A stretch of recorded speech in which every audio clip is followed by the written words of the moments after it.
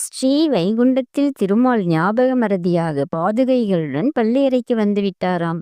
உடனே திருவடி பாதுகையை பார்த்து, "உனக்கு அறிவிருக்கிறதா? நீ இந்த அறைக்குள் வரலாமா?" என்று கேட்டதாம். உடனே பாதுகை, "நானாக வரவில்லை, ஆண்டவன் திருவடிகளே என்னை இங்கு கொண்டு வந்து சேர்த்தன" என்று சொல்லியும், பெருமாளிடம் உள்ள சங்கும் சக்கரமும் திருவடியும் சேர்ந்து, "எவ்வளவு திமிர் உனக்கு! உடனே வெளியே போ" என்று கட்டளையிட்டதாம்.